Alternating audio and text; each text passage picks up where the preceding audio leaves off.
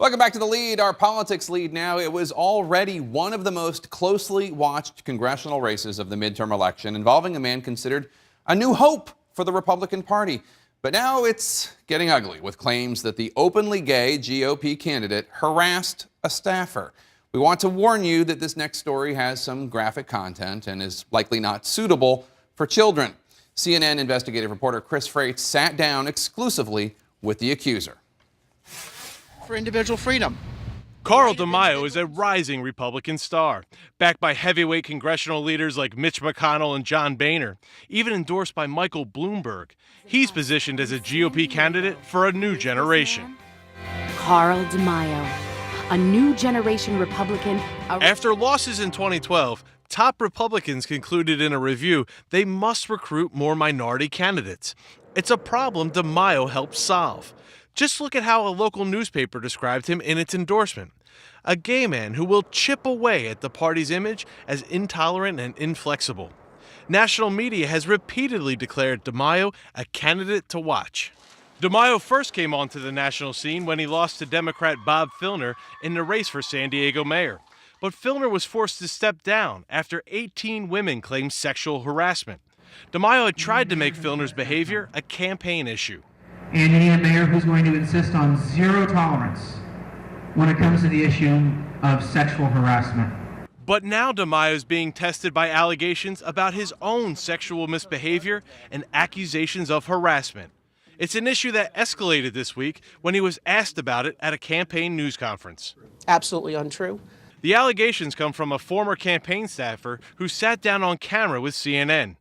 Todd Bosnich says he joined DeMaio's campaign last year, eager to work for a candidate who shared his values and who, like himself, is an openly gay Republican. But he says he was fired after complaining about DeMaio's aggressive sexual behavior. He asked me to come over to his office, which is in the back, and when I came over to his office door, it was open, and he was masturbating. And so what did you see when you walked in? I saw his penis in his hand, and he had a smile on his face, and as soon as I came over, he was looking at me. So there was no mistaking what was happening? There was no mistaking whatsoever. Bosnich, who became the campaign's policy director, says DeMaio would repeatedly find him alone and make inappropriate advances, massaging and kissing his neck and groping him. He says it started one evening after drinks with the staff at a local bar. Bosnich says DeMaio gave him a ride back to his car. We were making small talk on the way back, and when he pulled up to my car, he reached over into my lap and grabbed my crotch. And I flipped out, and I pushed his hand away. And how did it make you feel? I just was shocked because I'd never had anyone do something like that to me, especially in a position of authority and trust. And at the time, I just figured, well, maybe he was drunk and blew it off, but he progressively, the inappropriate touching and incidents continued from there. It was several more months, according to Bosnich, before he mentioned the behavior to the campaign manager. The campaign manager who, laughed it off, that's just the way Carl is, and that if I really felt that uncomfortable, I shouldn't have let him know that I'm a gay man. And so he was essentially saying to you, well, it was your fault. Exactly. He was implying that it's my fault, that it's incumbent on me to stop Carl DeMaio from these behaviors, and I was really offended. A few weeks after the alleged masturbation incident, Bosnich says he confronted DeMaio. You need to either stop or drop out of the race, was basically my main point. And then it was the very next day in the morning that the campaign manager called me into his office and said that Carl lost his trust in me and that he terminated me. He offered me a position in the county Republican Party, and also told me to sign a non-disclosure agreement in exchange for $50,000. Was that hush money? I'll let it speak for itself. How did you look at it? I took it as an attempt to bribe me to keep my silence. Bosnich says he left the campaign without taking any money or signing any papers. He recorded an interview with a local conservative radio station outlining his allegations. That interview never aired. but CNN obtained a copy of that recording. After hearing it, we took Bosnich's allegations directly to DeMaio, catching up with him after a campaign news conference.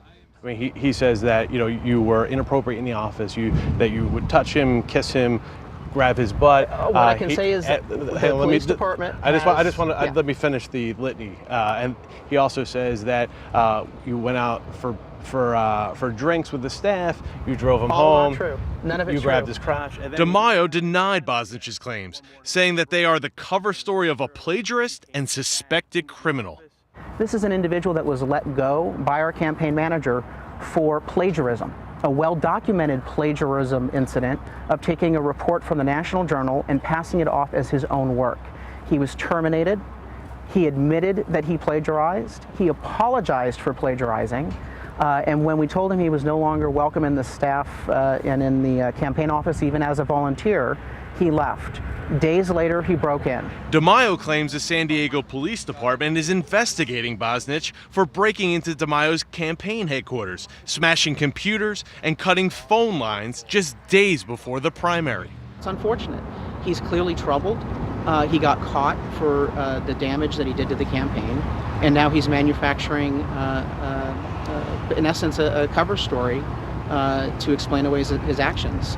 It's unfortunate. It's untrue. And my hope is that the police department will hold him accountable for his actions against our campaign. And you can provide us with the evidence Absolutely. that shows both the break-in Absolutely. and both the evidence that would refute his claims here that you somehow were inappropriate. Absolutely. Why don't you come back to the office? We'll walk you through every single email, text message. I think that you will be satisfied. We went to DeMaio's campaign headquarters and were briefly shown some documents and other materials. They wouldn't let us copy them or describe them to you, and they did not, on their own, appear to refute Bosnich's claims. Police confirmed they investigated the break-in and sent their findings to the district attorney for review.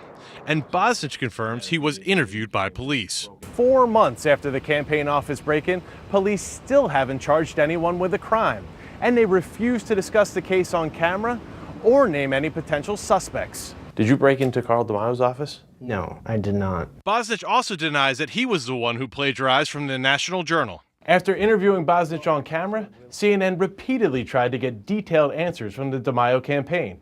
First, the campaign spokesman demanded to talk to my bosses, and then had a top GOP consultant take over that call, accusing CNN of going on a partisan witch hunt.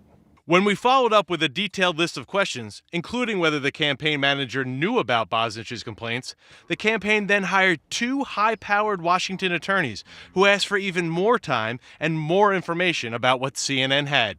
CNN followed up with a second detailed letter laying out the information they requested.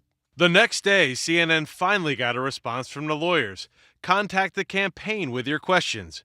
Back to square one. Their statement was almost exactly what they said when we first asked about it. This is not the first time DeMaio has been accused of sexually inappropriate behavior. Last year, a fellow city councilman said he caught DeMaio masturbating in a city hall restroom. Twice.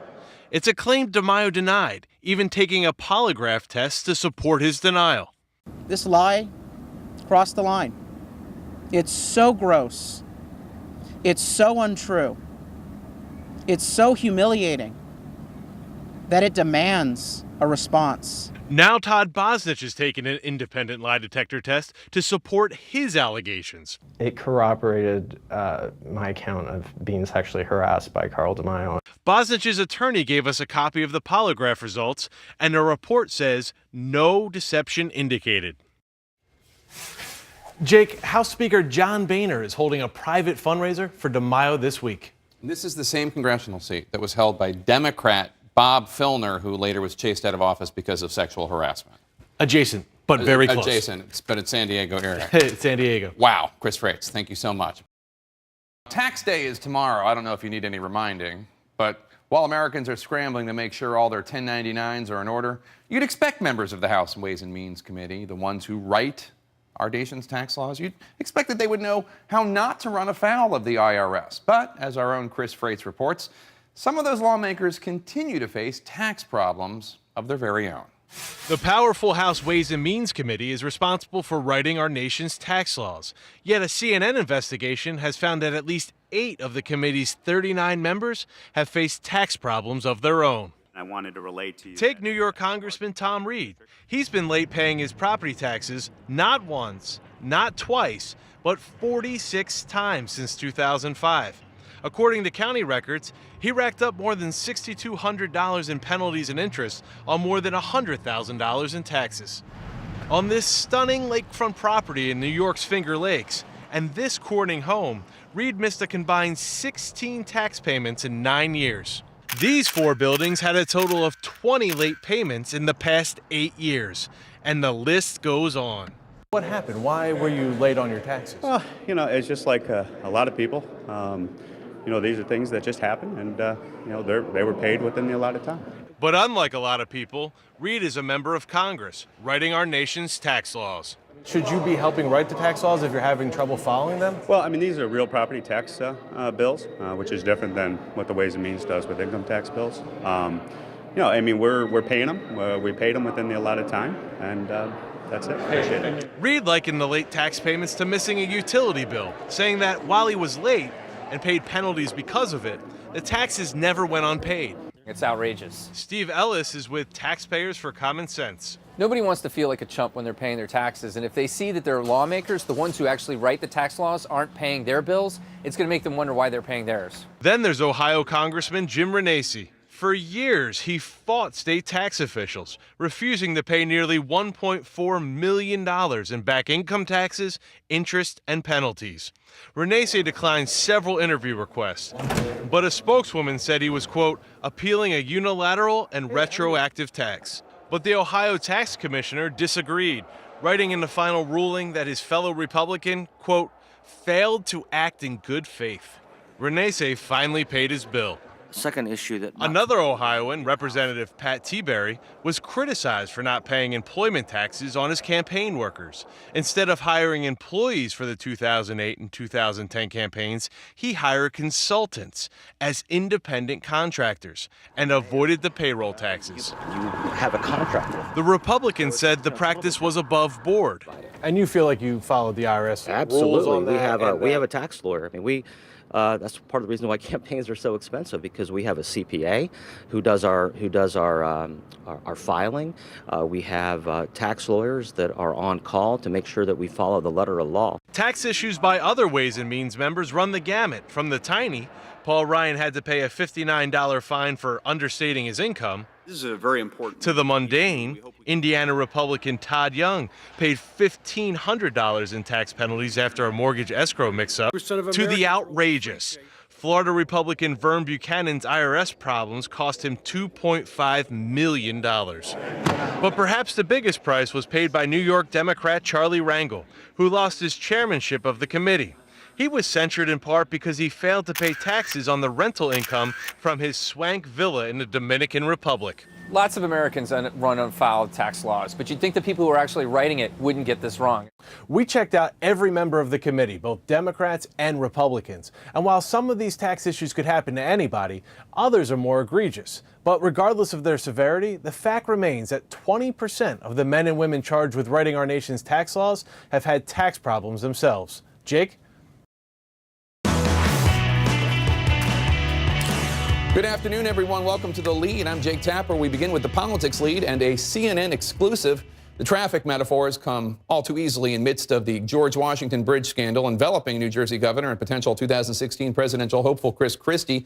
While many are still rubbernecking at the political wreck his close aides apparently created through a petty vendetta, Christie's problems are turning into a pile-up. Okay, enough traffic metaphors. Moving on, as CNN reported first, the Republican is now under a federal investigation into whether he misused Hurricane Sandy relief funds, specifically on an ad campaign to attract tourists back to the Sandy-ravaged Jersey Shore, which just happened to feature Christie, his wife, their kids, while he sought re-election.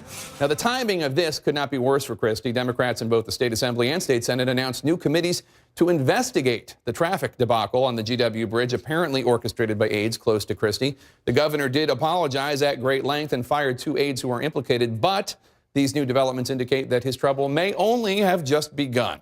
Let's bring in CNN investigative correspondent Chris Frates. He broke the story. Chris. Hey, Jake. So federal officials are now looking into another controversy of Governor Chris Christie's. This has to do with federal taxpayer money that was for Hurricane Sandy relief. When Hurricane Sandy hit New Jersey, Chris Christie led from the trenches, and his skillful response to the devastating superstorm rocketed him into political superstardom. Thank you for doing that. But a new federal investigation into how the New Jersey governor spent some of the Sandy relief money could threaten to wash away the foundation of his political brand. CNN has learned that federal investigators will examine the state's $25 million tourism marketing campaign, a campaign that was paid for with Sandy recovery money. The Jersey Shore is open. The word is spreading. Because we're stronger than the storm. You bet we are. A campaign that featured Christie and his family during an election year. Instead of working together. Democratic Congressman Frank Pallone, a vocal Christie critic, requested the investigation, and federal officials tell CNN it's now moving ahead. But Pallone says this is not about politics. This was money that could have directly been used for Sandy recovery.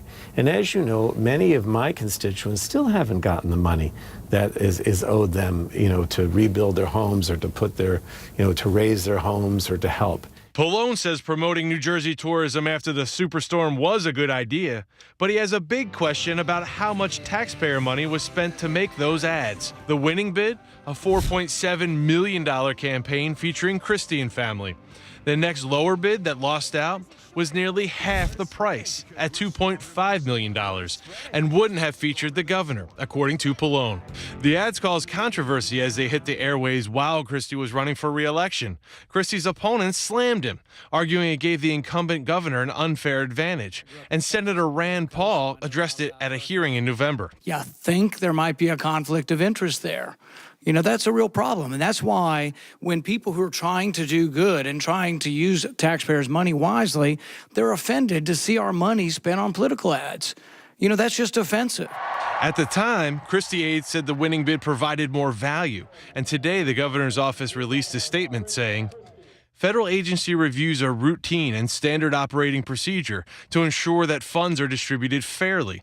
We're confident that any review will show that the ads were a key part in helping New Jersey get back on its feet after being struck by the worst storm in state history. But after an initial review of the Sandy relief spending, the Office of the Inspector General at the Department of Housing and Urban Development has concluded that there is enough evidence to launch a full-scale investigation.